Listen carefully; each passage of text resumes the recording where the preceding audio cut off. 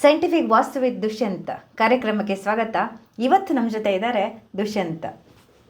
ನೀವು ಹೇಳ್ತಾ ಇದ್ದೀರಾ ಈಗಿನ ಜನತೆ ಗೃಹ ಪ್ರವೇಶ ಮಾಡ್ತಿರೋದು ಆಡಂಬರಕ್ಕೋಸ್ಕರ ಅಂತ. ಖಂಡಿತ ಹೌದು ಮೇಡಮ್. ಬ್ರಾಹ್ಮಣರು ಡೇಟ್ ಕೊಡ್ತಿದ್ದಾರೆ, ಈ ಡೇಟಲ್ಲಿ ರಾಜಯೋಗ ಇದೆ ಅಂತ ಹೇಳ್ತಾರೆ. ಅಂದರೆ ವಾಸ್ತುವಲ್ಲಿ ವಿಪರೀತ ಚಂಡಾಲ ರಾಜಯೋಗ ಬಂದಿದೆ ಅಂತ ಒಂದು ಚರ್ಚೆ ಮಾಡಿ ಆ ಒಂದು ಗುಮಾನಿನ ಅವ್ರ ತಲೆ ಮೇಲೆ ಹೆರಿಸಿ ಇವತ್ತೇ ಪೂಜೆ ಮಾಡಬೇಕು ಅಂತ ಹೇಳ್ತಾರೆ ಮೇಡಮ್. ಆ ಪೂಜೆಗೋಸ್ಕರ ಇವರು ಕಾರ್ಪೆಂಟ್ರ್ ಕೆಲಸನ ಅರ್ಧಂಬರ್ಧ ಮಾಡಿಸಿರ್ತಾರೆ.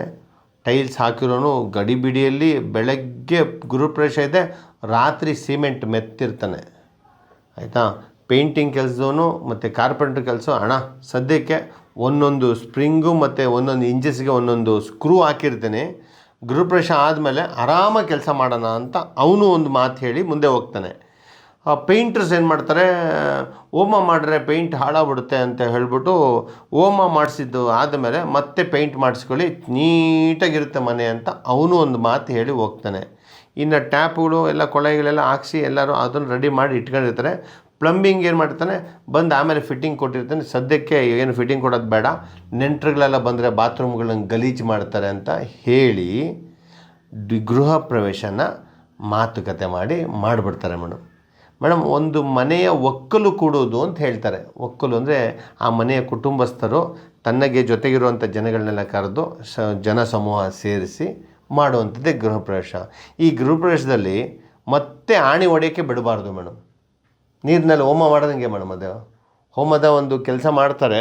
ಆ ಹೋಮನೂ ಅಷ್ಟೇ ರಾತ್ರಿ ಮಾಡಿಟ್ಕೊಂಬಿಟ್ಟು ಬೆಳಗ್ಗೆ ಜನಗಳು ಬರ್ತಾರೆ ಅಂತ ಹೇಳ್ಬಿಟ್ಟು ಅದನ್ನು ಪ್ರೊಸೀಡ್ ಮಾಡಿ ಜನಗಳಿಗೋಸ್ಕರ ಮನೆಯಲ್ಲಿ ಒಂದು ಕಲಶಗಳನ್ನೆಲ್ಲ ಒಂದು ಇಡಿಸಿ ಸುಮ್ಮನೆ ಪೂಜೆ ಮಾಡಿ ಆವತ್ತು ಜನಗಳಿಗೆ ಪ್ರದರ್ಶನ ಮಾಡಿ ಮಲಗಿಸ್ತಾರೆ ಹೊರತು.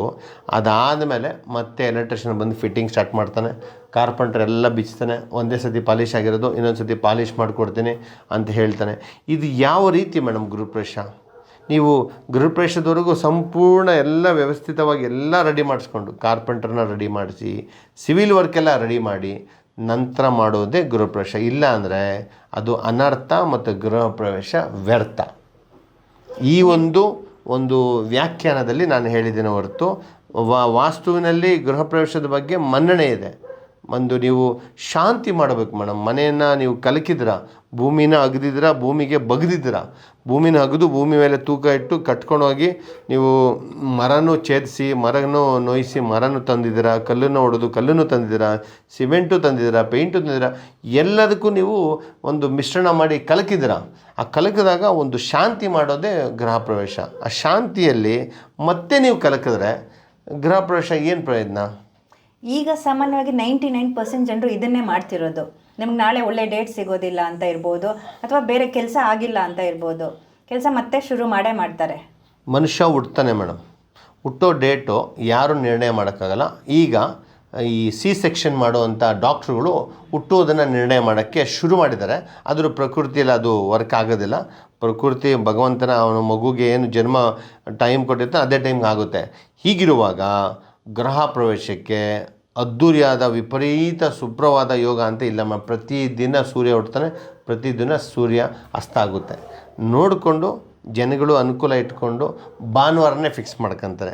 ಭಟ್ರು ರಾತ್ರಿ ಒಬ್ಬರ ಹತ್ರ ಮಾತಾಡಿ ರಾತ್ರಿಯೆಲ್ಲ ಹೋಮ ಮಾಡಿಸಿ ಬೆಳಗ್ಗೆ ನಿಲ್ಲಕ್ಕಾಗಲ್ಲ ಅಂತ ಅವರೂ ಮಿಸ್ ಆಗಿಬಿಡ್ತಾರೆ.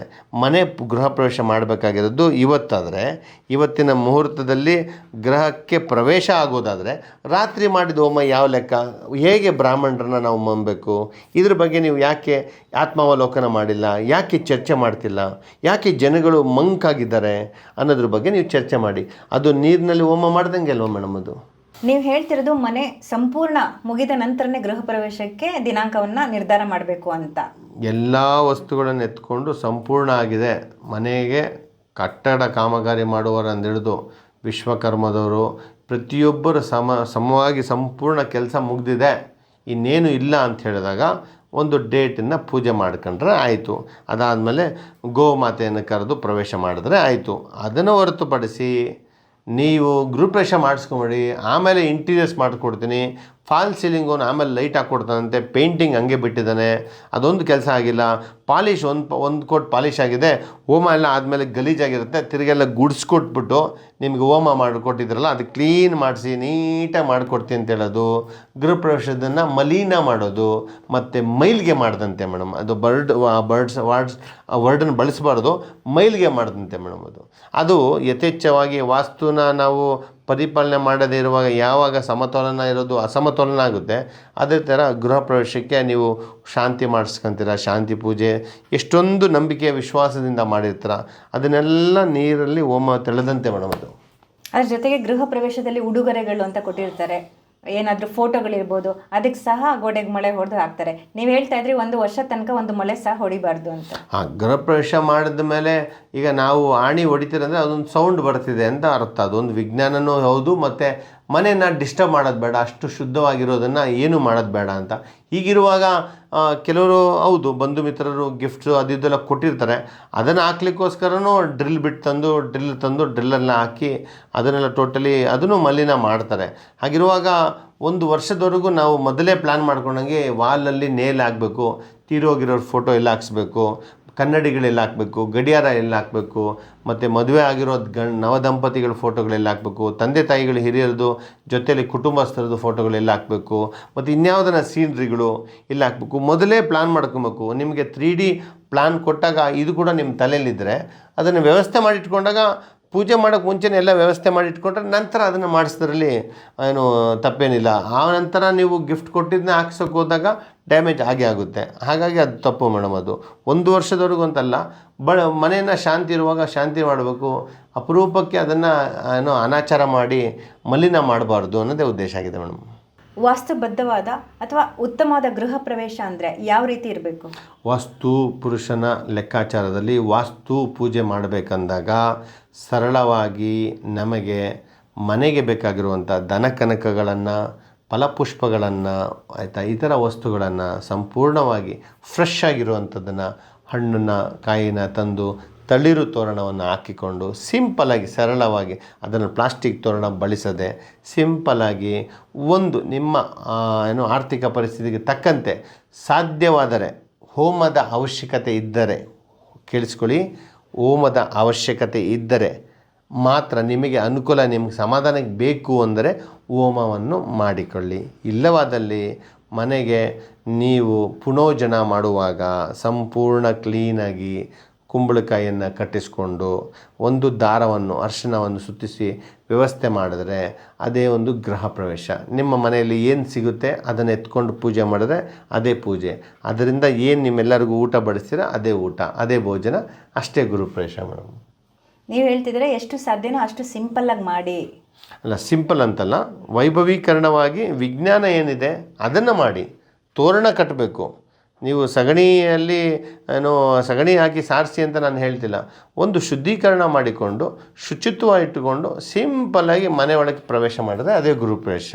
ಅದನ್ನು ಮದುವೆ ರೀತಿ ಮಾಡ್ತೀರಂದರೆ ಅದು ನಿಮ್ಮ ಸ್ಟೈಲ್ ಇರುತ್ತದು, ಅದು ಮತ್ತು ಅವ್ರ ಆಡಂಬರದಲ್ಲಿ ಇರ್ತದೆ. ಅನುಕೂಲವಾಗಿ ಸಿಂಪಲಾಗಿ ಸರಳವಾಗಿ ಗೃಹಪ್ರವೇಶ ಮಾಡಿದ್ರೆ ಖಂಡಿತ ದೇವರು ನಿಮಗೇನು ತೊಂದರೆ ಮಾಡಲ್ಲ ಮೇಡಮ್. ವಾಸ್ತುಬದ್ಧವಾಗಿ ಮನೆ ಕಟ್ಟಿಸಿದ ನಂತರವೂ ಗೃಹ ಪ್ರವೇಶ ಮಾಡಿದಲ್ಲಿ ವಾಸ ಮಾಡಿಲ್ಲ ಅಂದರೆ ಅದ್ರ ಪ್ರತಿಫಲ ಖಂಡಿತ ಸಿಗೋದಿಲ್ಲ. ವಾಸ ಮಾಡಲಿ ಬಿಡಲಿ ಮೇಡಮ್, ಆ ಮನೆಯಿಂದ ಇವರು ಲಿಂಕ್ ಆಗಿರ್ತಾರೆ. ಕರೆಂಟಿನ ಬಿಲ್ ಕಟ್ತಿರ್ತಾರೆ, ನೀರಿನ ಒಂದು ವ್ಯವಸ್ಥೆಗೆ, ಕರೆಂಟಿಗೆ ನೀರನ್ನು ಭೂಮಿಯಲ್ಲಿ ಇರುವಂಥ ದಿಶೆಯಿಂದ ತೆಗಿತಾ ಇರ್ತಾರೆ. ಆ ಜಾಗಕ್ಕೆ ಇವರು ಸಂಪಾದನೆ ಮಾಡಿ ಇವರು ವಾಸ ಮಾಡ್ತಿರುವಂಥ ಬಾಡಿಗೆ ಮನೆಯೇ ಆಗಿರ್ಬೋದು, ದೂರದಲ್ಲಿದ್ದು ಆ ಮನೆಯಿಂದ ಇವರು ಆ ಮನೆ ಹೆಸರಲ್ಲಿ ಪತ್ರಗಳಿರ್ತದೆ, ಆ ಲೋನ್ ಮಾಡಿರ್ತಾರೆ. ಹಾಗಾಗಿ ಇದಕ್ಕೆ ಲಿಂಕ್ ಆಗಿರುತ್ತೆ ಮೇಡಮ್. ವಾಸ ಮಾಡಲಿ ಬಿಡಲಿ ಅವ್ರ ಹೆಸ್ರ ಮೇಲೆ ಅದು ಬಂದ ಮೇಲೆ ಅಲ್ಲಿ ಬರುವಂಥ ಪ್ರಭಾವಗಳು, ಒಳ್ಳೆಯ ಪ್ರಭಾವ ಆಗಿರ್ಬೋದು, ಕೆಟ್ಟ ಪ್ರಭಾವ ಆಗಿರ್ಬೋದು, ಖಂಡಿತ ಅದು ಅವರಿಗೆ ಅಟ್ಯಾಕ್ ಮಾಡೇ ಮಾಡುತ್ತೆ ಮೇಡಮ್. ವಾಸ್ತುಬದ್ಧವಾಗಿ ಮನೆ ಪೂಜೆಯಿಂದ ಹಿಡಿದು ಮನೆ ಕಂಪ್ಲೀಟ್ ಮಾಡಿರ್ತಾರೆ, ಗೃಹ ಪ್ರವೇಶ ಮಾಡ್ತಾರೆ, ಮತ್ತೊಂದು 2-3 ಕೆಲಸಗಳ ಬಾಕಿ ಇರುತ್ತೆ, ಅದನ್ನು ಕಂಟಿನ್ಯೂ ಮಾಡಕ್ಕೆ ಹೋಗ್ತಾರೆ. ನಕಾರಾತ್ಮಕ ಶಕ್ತಿ ಮತ್ತೆ ಅಲ್ಲೇ ಉಳ್ಕೊಳ್ಳುತ್ತಾ? ಹೌದು ಮೇಡಮ್. ಈಗ ಮನೆ ತಿಳಿಸಿದಂತೆ ಮೊದಲಿಗೆ ನಾನು ಓಂ ವ್ರತದಲ್ಲಿ ಹೇಳಿದೆ, ಮನೆ ಒಳಕ್ಕೆ ಗೃಹ ಪ್ರವೇಶ ಅಂದರೆ ತಳ್ಳು ತೋರಣದಿಂದ ಮನೆ ಒಳಕ್ಕೆ ಬಂದು ಎಲ್ಲ ವಸ್ತುಗಳು ಎತ್ಕೊಂಡು ನೆಂಟರು ಇಷ್ಟರು ಎಲ್ಲ ಸೇರಿ ಒಕ್ಕಲಲ್ಲಿ ಕೂಡಿಸೋದು. ಮನೆಗೆ ಏನು ಬೇಕು, ಅಡುಗೆ ಮನೆಗೆ ಏನು ಬೇಕು, ಬೆಡ್ರೂಮ್ಗೆ ಏನು ಬೇಕು, ಹಾಲ್ಗೆ ಏನು ಬೇಕು, ಮಾಡಿ ಮನೇಲಿ ಏನು ಬೇಕು, ಬಾತ್ರೂಮ್ಗೆ ಏನು ಬೇಕು ಎಲ್ಲ ತೊಗೊಂಬಂದು ಜೋಡಿಸಿ ಕೂತ್ಕೊಂಡು ಅಲ್ಲೊಂದು ಏನೋ ನಾವೆಲ್ಲ ಅಡುಗೆ ಮಾಡಿ ಹಾಲನ್ನು ಉಕ್ಕಿಸಿ ಬರೋದು. ಇವರು ಹಾಲು ಉಕ್ಕಿಸಿದ ನಂತರ ಮತ್ತೆ ಅದು ಮಲಿನ ಆಗುತ್ತೆ ಮೇಡಮ್. ಕಾರ್ಪೆಂಟ್ರು ಉಳಿದಿದ್ದ ಕೆಲಸ ಮಾಡೋಕ್ಕೆ ಬರ್ತಾರೆ, ಪೇಂಟ್ರು ಇನ್ನೊಂದು 2 ಕೋಟ್ ಪೇಂಟ್ ಮಾಡ್ತೀನಿ ಅಂತ ಹೇಳ್ತಾರೆ, ವಿಟ್ರಿಫೈಡು ಗ್ರಾನೈಟ್ ಹಾಕೋನು ಎಂಟ್ರೆನ್ಸಲ್ಲಿ ಅರ್ಜೆಂಟಿಗಿರಲಿ, ಆಮೇಲೆ ಬಂದಮೇಲೆ ಮಿಕ್ಕಿದೆಲ್ಲ ಹಾಕ್ಸ್ಬೇಕು ಅಂತ ಹೇಳ್ತಾರೆ. ಇದೆಲ್ಲ ಏನು ಮತ್ತೆ ಆ ಹೋಮ ಮಾಡಿದ್ದೇ ಪ್ರಯೋಜನ ಇಲ್ಲ. ಮತ್ತೆ ಇವರು 2ನೇ ರೌಂಡ್ ಇನ್ನೊಂದು ಹೋಮ ಮಾಡಿಸ್ಬೇಕಾಗುತ್ತೆ ಮೇಡಮ್. ಇದು ಯಾಕಂದರೆ ಶುದ್ಧೀಕರಣ ಹಾಕಿದ್ಮೇಲೆ ಅವರು ಮತ್ತೆ ಬಂದು ಕೆಲಸ ಕಾಮಗಾರಿ ಮಾಡ್ತಾರೆ. ನೀವು ಇವ್ರಿಗೆ ವಿರೋಧ ಮಾಡೋಕ್ಕಾಗಲ್ಲ. ಆ ಹೆಣ್ಣು ಬಂದು ಪೂಜೆ ಮಾಡಿ ಆ ಒಂದು ದಿನ ಪ್ರವೇಶ ಮಾಡಿದ್ದಾರೆ ಅಂತ ಹೇಳಿದಾಗ ಮತ್ತೆ ಅಲ್ಲೇ ವಾಸ ಮಾಡಬೇಕು. ಅವರು ಅಡುಗೆ ಮಾಡಬೇಕು, ಊಟ ಮಾಡಬೇಕು, ಮಲಗಬೇಕು, ಅಲ್ಲೇ ಕೂರಬೇಕು. ಮತ್ತು ಇನ್ಯಾರು ಬಂದು ಕಟ್ಟಡನ ಕಾಮಗಾರಿನ ಶುರು ಮಾಡಬಾರ್ದು. ಹಾಗಿಂತ ಹೇಳ್ತಾ ಇದ್ರೆ ಫಸ್ಟೇ ಪಾಯ ಅಗ್ಬಿಡಬೇಕು, ಆನಂತರ ಭೂಮಿ ಪೂಜೆ ಮಾಡಬೇಕು ಅನ್ನೋ ಥರ ಆಗೋಗುತ್ತೆ ಮೇಡಮ್ ಈ ಲೆಕ್ಕದಲ್ಲಿ. ನೀವು ಹೇಳೋದು ಸ್ನಾನ ಕಂಪ್ಲೀಟ್ ಆದ ನಂತರ ಬಟ್ಟೆ ಹಾಕೊಳ್ಳಿ ಅಂತ. ಹೌದು, ಸ್ನಾನ ಕಂಪ್ಲೀಟ್ ಆಗಿ ಶುದ್ಧೀಕರಣ ಮಾಡ್ಕೊಂಡಾಗ ಮೈ ಮೇಲೆ ಬಟ್ಟೆ ಹಾಕ್ಕೊಂಡು ಶುದ್ಧವಾಗಿ ಸೆಂಟು ಅದೆಲ್ಲ ಹಾಕ್ಕೊಂಡು ನೀಟಾಗಿ ಬಂದು ಆಚೆ ನಿಂತ್ಕೊಳ್ಳಿ ಅಂತ ಹೇಳ್ತೀನಂತ. ಹಕ್ಕಿ ಸಮೇತ ಒಂದು ಗೂಡು ಕಂಪ್ಲೀಟ್ ಆಗದೇನೆ ಮೊಟ್ಟೆ. ಹೌದು ಮೇಡಮ್, ಅದ್ರ ವಿಚಾರ ತುಂಬ ಗಂಭೀರ. ನೋಡಿ, ಪಕ್ಷಿಯ ಗೂಡು ಎಷ್ಟು ವಿಚಿತ್ರ ಅಂದರೆ ಅದು ತನ್ನ ಒಂದು ಸಮರ್ಥವಾದ ಒಂದು ಶಕ್ತಿನ ಬಳಸಿ ಆ ಗೂಡನ್ನು ರಚನೆ ಮಾಡುತ್ತೆ.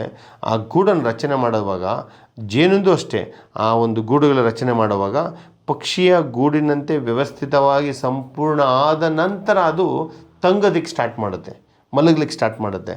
ಅದಕ್ಕಿರುವಂಥ ಒಂದು ಕಾಮನ್ ಸೆನ್ಸು ನಮಗೆ ಬಂದರೆ ಸಾಕು ಅನಿಸುತ್ತೆ ಮೇಡಮ್. ಈಗ ವೀಕ್ಷಕರಿಗೆ ಏನು ಹೇಳ್ತೀರಾ ಮೇಡಮ್? ಜನರಿಗೆ ನಾನು ಮನವಿ ಮಾಡ್ತೀನಿ ಅಥವಾ ಒಂದು ಚೇತಾವಣೆ ಕೊಡ್ತೀನಿ, ಒಂಥರ ವಾರ್ನಿಂಗ್ ಅಂತ ತಿಳ್ಕೊಬೋದು ಜನಗಳಿಗೆ. ಮನೆ ಕಟ್ಟುವಾಗ ನೀವು ಎಲ್ಲ ಕೆಲಸ ಮಾಡಿಸಿ ಸಂಪೂರ್ಣ ಶುದ್ಧೀಕರಣ ನಂತರ ಡೇಟನ್ನು ಒಂದು ತಗೊಂಡು ಶಿವ ಪರಮಾತ್ಮ ಅಂದ್ಕೊಂಡು ಗೃಹ ಪ್ರವೇಶ ಮಾಡಿ. ಅದನ್ನು ಬಿಟ್ಬಿಟ್ಟು ಗೃಹ ಪ್ರವೇಶ ಮಾಡಿದ್ಮೇಲೆ ಕಾರ್ಪೆಂಟ್ರ್ ಕರೆಸೋದು, ಅವನು ಪ್ಲಂಬರ್ ಕಟ್ಸೋದು, ಚೇಂಬರ್ ಹಾಕೋನು ಕಟ್ಸೋದು, ಗಟರ್ನ ಕಟ್ ಮಾಡಿಸೋದು, BWSSB ಅವ್ನು ಕಟ್ಸೋದು, ಬೆಸ್ಕಾಮ್ ಅವ್ನು ಕಟ್ಸೋದು, ಲಿಫ್ಟನ್ನು ಅವ್ನು ಕಟ್ಸೋದು, ಕೊನೆಯಲ್ಲಿ 2ನೇ ರೌಂಡ್ ಪೇಂಟಿಂಗ್ ಮಾಡಿಸೋನು ಕರ್ಸೋದು, ಗ್ರಿಲ್ ವೆಲ್ಡಿಂಗ್ ಮಾಡೋನು ಕರ್ಸೋದು, ಟೈಲ್ಸ್ ಹಾಕೋನು ಕರ್ಸೋದು. ದಯವಿಟ್ಟು ಈ ಕೆಲಸಗಳನ್ನು ಮಾಡಬೇಡಿ. ಇದು ವಾರ್ನಿಂಗನ್ನು ತಿಳ್ಕೊಳ್ಳಿ ಅಥವಾ ಮನವಿ ಅಂತ ತಿಳ್ಕೊಳ್ಳಿ. ನೀವು ಇದನ್ನು ಶ್ರದ್ಧವಾಗಿ ನೀವು ಮಾಡೋದಾದರೆ, ಕ್ರಮಬದ್ಧವಾಗಿ ವಾಸ್ತು ಮಾಡೋದೇ ಆದರೆ, ವಾಸ್ತು ಪೂಜೆಯಲ್ಲಿ ನಿಮಗೆ ಶಾಂತಿ ಹೋಮ ಸಿಗಲ್ಲ. ಕ್ರಮದಲ್ಲಿ ನೀವು ವ್ಯವಸ್ಥಿತವಾಗಿ ಕ್ರಮವನ್ನು ಮೀರದೆ ಮಾಡಿದ್ರೆ ನಿಮಗೆ ಮನೆಯಲ್ಲಿ ಶಾಂತಿ ಸಿಗುತ್ತೆ.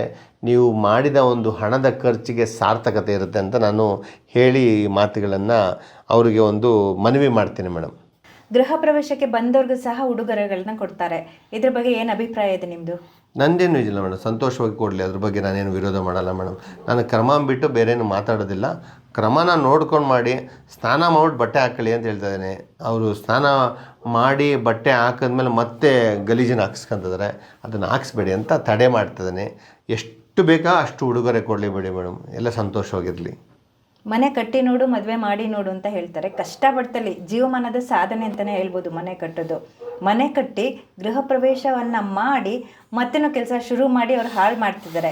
ಈ ಕಿಂಚಿತ್ ಅರಿವನ್ನು ಯಾವ ರೀತಿ ಮೂಡಿಸ್ತೀರಾ ಅಂತ? ಕಿಂಚಿತ್ತು ಮೇಡಮ್, ಈಗ ನಾನು ಹೇಳ್ತಿರೋದನ್ನ ಪ್ರತಿಯೊಬ್ಬರು ಶೇರ್ ಮಾಡ್ತಾರೆ, ಗಂಭೀರವಾಗಿ ಅದ್ರ ಮನೇಲಿ ಚರ್ಚೆ ಮಾಡ್ತಾರೆ. ದುಷ್ಯಂತ್ ಯಾಕೆ ಈ ಥರ ಹೇಳ್ತಾನೆ, ಅದರಲ್ಲಿ ಅವನು ಏನು ಸ್ವಾರ್ಥ ಅಡಗಿದೆ ಅಂತ ಅವರು ಯೋಚನೆ ಮಾಡಿದಾಗ, ಆ ಒಂದು ಆತ್ಮಾವಲೋಕನ ಮಾಡಿಕೊಂಡು ಇಂಟ್ರೋಸ್ಪೆಕ್ಟ್ ಮಾಡಿದಾಗ ಅವರಿಗೆ ಉತ್ತರ ಸಿಗುತ್ತೆ ಮೇಡಮ್.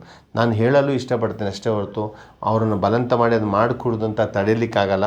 ಮನವಿ ಮಾಡ್ಕೊತೀನಿ ಮಾಡಿ ಅಂತ ಮೇಡಮ್. ನೋಡ್ಕೊಂಡು ಮಾಡಿ. ಗೃಹಪ್ರವೇಶ ಮಾಡೋಕ್ಕೆ ಮುಂಚೆ ಶುದ್ಧೀಕರಣ ಎಲ್ಲ ಮುಗಿಸ್ಕೊಂಬನ್ನಿ. ಎಷ್ಟೇ ದಿನ ಕಾಯ್ದಿರಂತೆ, ಇನ್ನೊಂದು 2 ತಿಂಗಳು ಕಾದ್ಬಿಟ್ಟು ಕೆಲಸ ಮುಗಿಸಿ ಆಚೆ ಕಳಿಸಿ. ಅವರನ್ನು ಕಳಿಸ್ಬಿಟ್ಟು ಅವ್ರು ಯಾರು ಇರಬಾರ್ದು. ಎಲ್ಲರೂ ಬಟ್ಟೆಗಳು ಹಾಕ್ಕೊಂಡು ಡ್ರೆಸ್ ಮಾಡ್ಕೊಂಡು ನೀಟಾಗಿ ಜೋಬಲ್ಲಿ ಕೈ ಇಕ್ಕೊಂಡು ಸಿವಿಲ್ ವರ್ಕರ್ಸು ನಿಮ್ಮ ಜೊತೆ ಬಂದು ಊಟ ಮಾಡಿ ಎದ್ದೋಗೋ ಥರ ಮಾಡಿ ಹೊರತು ಅವರು ಅಲ್ಲೇ ಗ್ರಿಲ್ ವರ್ಕ್ ಮಾಡೋದು, ವೆಲ್ಡಿಂಗ್ ಸಾಮಾನು ಇಟ್ಟಿರೋದು, ಅಲ್ಲೇ ಕೇಬಲ್ ಟೆಂಪ್ರರಿ ಲೈನ್ ಹಾಕ್ಕೊಟ್ಟಾನೆ ಅವನು, ಕರೆಂಟ್ ಅನ್ನೋದು ಅವ್ನು ಲೈನ್ ಮೀಟ್ರ್ ಬಾಕ್ಸ್ ಇಟ್ಟಿರೋದು, ಲಿಫ್ಟನ್ನು ಅಲ್ಲೇ ಬಿಟ್ಬಿಟ್ಟು ಹೋಗೋಣ, ಲಿಫ್ಟ್ ಇಲ್ಲ ನಡೀರಿ 5 ಫ್ಲೋರ್ ಹತ್ಕೊಂಡು ನಡ್ಕೊಂಡು ಹೋಗೋಣ. ನಾನು ಇಂಥ ಹೇಸಿಗೆ ಕೆಲಸಗಳನ್ನು ನೀವು ಮಾಡಬಾರ್ದು ಅನ್ನೋದೇ ನನ್ನ ಮನವಿ ಮಾಡ್ತಾಯಿದ್ದೀನಿ. ಹಾಗಾಗಿ ಒಳ್ಳೆ ಮೆಸೇಜ್ ಕೊಟ್ಟಿದ್ದೀನಿ ಮೇಡಮ್. ಅವರು ಮೆಸೇಜನ್ನು ರೀಚ್ ಮಾಡಿರ್ತಾರೆ, ಅವರು ಅದನ್ನು ಕಲ್ತ್ಕೊಂತಾರೆ ಅಂತ ಹೇಳ್ತಾರೆ. ಹಣ ಇರೋರು ಇವೆಲ್ಲ ನಮ್ಮ ಲೆಕ್ಕಕ್ಕೆ ತೊಗೊಳೋದಿಲ್ಲ, ಅದ್ರ ಬಗ್ಗೆ ನಾನು ತಲೆ ಕೆಡಿಸ್ಕೊಳಲ್ಲ. ಮಾಹಿತಿ ಕೊಡೋದೇ ನಮ್ಮದು ಮೇನ್ ಜವಾಬ್ದಾರಿ, ಉಸ್ತುವಾರಿ ಆಗಿ. ಹಾಗಾಗಿ ನಾನು ಈ ಒಂದು ಪ್ರಜಾನುಡಿ ವಾಹಿನಿಯಿಂದ ಈ ಮಾಹಿತಿಯನ್ನು ಕೊಡ್ತಿದ್ದೀನಿ. ನೋಡಿದ್ರಲ್ಲ ವೀಕ್ಷಕರೇ, ಇದಾಗಿತ್ತು ಇವತ್ತಿನ ಕಾರ್ಯಕ್ರಮ. ನಮಸ್ಕಾರ.